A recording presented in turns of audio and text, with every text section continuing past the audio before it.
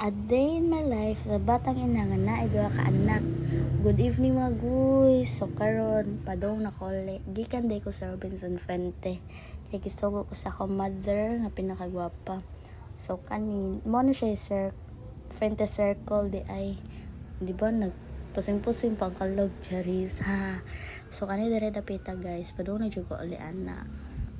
Video ako kagiganahan ko sa lights sa iyang Fuente Circle oh. Diba siya ang Christmas tree, mga lights, oh. Wadyo ko pagkuhanan na opening sa lights, kay busy ko sa akong anak. So, karon ako nakalaag diri, ingaron no rasa. Nice man sa day, no? Diba? So, kanay diring napita, guys. Traffic na ni siya diri kaayo. Kay kuha naman gud ni siya kanang rush hour na ba? Traffic na dyan basta mo, abot na siya og mga alas 6. Antod na siya alas 8 or alas 9 traffic ya po ni siya diri kapita. So si kuya di ay nisutsot na lang ni siya para dili kay siya madugay ba. So gi fast forward din ako diri kapita mga guys kay para dali ra siya mahuman ba. Kay murag dugay-dugay jud ni kay traffic ni tanan. So si kuya on nisutsot din siya para makahawa na mis traffic ba. Di ba? So diri kapita traffic kani dire padulong na siya Menterio day mga guys. Paspas kay padagan si kuya. O di ba gibangking pa niyan na. Ano siya? Dire abi ganin ako road to heaven ni metro di pa di ay ha kuya uwan. So dire dapita mga guys ni sotsot dito si kuya bala nagalisot ang kahimtang dira. So dire lugar mga guys labangon ni shout out sa mga taga Labangon dira. What's up mga kay geng charis pa daw may mambaling na ning dapita guys pa traffic yapon o nagpusing-pusing pang inatay kuya uwan.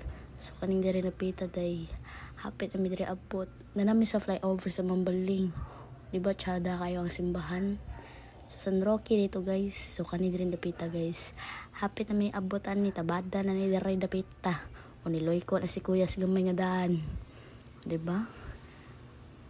Daring dapita mga guys mo ni gitawag ulbita. Awan ni puso ni sa kalog. Kayawan. So diri guys, hapit na jud gym na siya sa alumnus guys. Di ba? Gamay kang dan pero parting ka trapika. Dagang kay manulod. Kana ni skin na guys, padong na dira is MC side. So diri abot na ta. Later. So naabot na ko daring dapita mga guys. Nag-unboxing na ko sa akong ipamalit. Kani di siya headband siya para sa akong baby girl. Kani siya clipper sa akong buhok para di ko murag bruha tan-aon, diba? Tsada ka siya goan design. So kani headband na sad ni para sa akong baby girl, diba? Blue cute kaayo. So pinakala sing-sing ni siya. Wala ra gud pang fashion ra sa kamot, diba? Abi sa akong anak jud ayon sa gidala na sad nako, abi na sad niyag pagkaon. Kay puya gusto kani siya makaon lawat sa mama ha, cherries.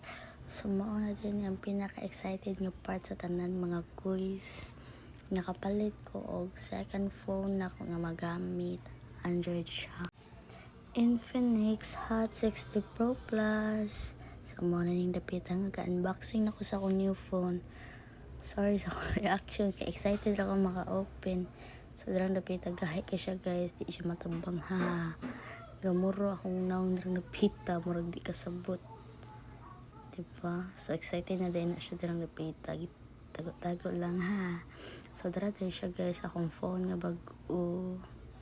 So gibutang sa nako ang box niya para mataraw na ko og video ug pakita sa inyo ha.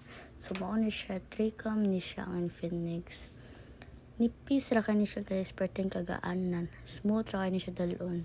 So kani ako na ni siyang gi-open ug ipakita sa inyo ha. Swipe up. O diba? Siyempre, gitistingan din ako ang camera og nice bag quality. Front cam to siya guys. And this is the back cam. O diba? Tsada. O diba? Nice kaayo. Mura ra gyapon iPhone. O diba? So, scroll ko sa mga apps. Mao pa man na karon. So, diba? So, kani siya. Mao ni siya ang kuan details sa phone. Akong ipakita. Legit ni siya guys. So, nakapalit ko ani siya sa Robinson Fuente for only 8,999. So pala na hulog ragapon siya 9G. So mao ni siya ang charger guys, sa adapter niya. So bye guys, see you next time.